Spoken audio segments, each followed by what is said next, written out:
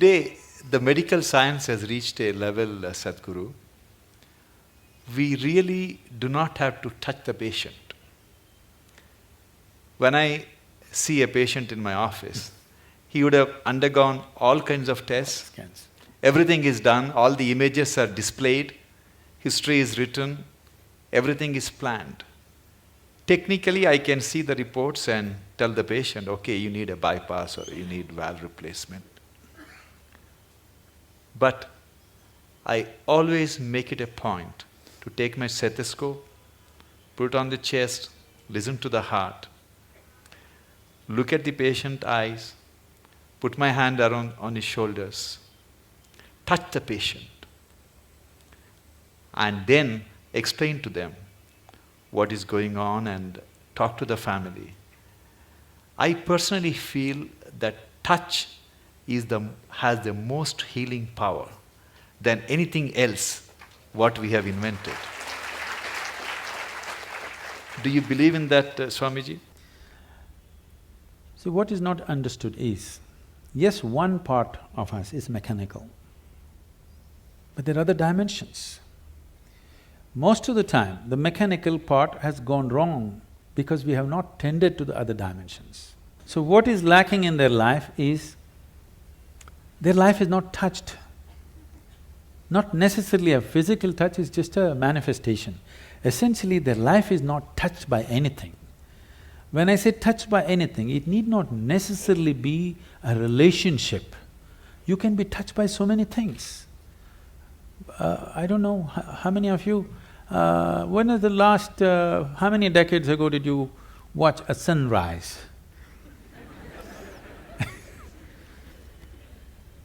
Or a sunset, or a moonrise. I'm saying not touched by anything.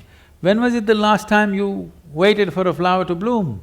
No such thing. When is the last time you paid an attention to a butterfly, or a leaf, or a flower, or another human being? You're… of course, you don't like faces, you like the Facebook. I'm saying contact with life, whether it's human, animal, plant life, or just elements around you, just that. How many people even take a moment to even look at the food that they're going to consume with a little bit of involvement, or are they touched by it? No. So at last, either a doctor has to touch it, or in the end, undertaker will touch you.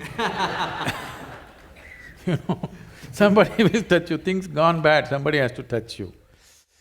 So, does touch have a relevance? Tremendous relevance. Touch need not always be physical, it can be in so many different ways. If you are not touched by life, you are a dying life, you are not a living life. It may happen to you after some time, but it's happening, you're in progression. Because what you call as life, even in the physical level, it's medical knowledge for everybody now. The number of cells you have is more than the number of stars in the Milky Way, okay? Every day, over 600 million billion cells are dying and new cells are being born. That means every second, 10 million cells are dying and 10 million new cells are born in your body. If you just leave the old guys, if you just take charge of this new 10 million cells every second that's coming up in your body, if you structure them properly, create them properly, if you have some say in how they will happen, if you have some influence as to how these fresh cells are born, your heart should be fixed, your brain should be fixed, everything should be fixed. Because that is the level of opportunity you have to rejuvenate your life second to second. But because you're totally oblivious to life, when I say oblivious to life, I want you to look at this. Right now, you cannot even call yourself as a living being, because most of the time, what is happening with you is just thought and emotion.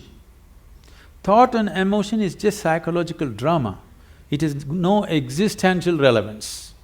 Here, 1,000 people can sit here and live in 1,000 different worlds right now. That means nobody is in reality. Nobody is living, everybody is thinking about life. Psychological space, what happens? has unfortunately overtaken the existential process of life. You do not experience life, you're only thinking and reacting to situations around you. Thought and emotion is dominating everything. So right now, today morning, sun came up on time. You don't think much about that. Okay, so what? Now you need to understand, if sun does not come up tomorrow morning, within 18 hours, all life on this planet will largely cease as we know it. So I'm telling you, sun came up on time today morning. I want to hear appropriate noises. Yeah. None of the planets in this solar system collided today. In the whole universe, no accidents. In this endless cosmos, no accidents, everything going right. But you have one nasty little thought crawling in your head and it's a bad day. I'm saying you completely lost perspective with life. You lost perspective as to who you are. It's a kind of madness. So once you lose perspective as to who you are and what is your space and status in this existence, you are a sickness by nature. It's not the doctor has to diagnose you, it's already on. One day it will manifest to a point where his instruments or his touch will tell him, but it's already on. The process is on. When it goes beyond a point, he'll give you a prescription or a surgery. But the process is on, you're working hard towards it.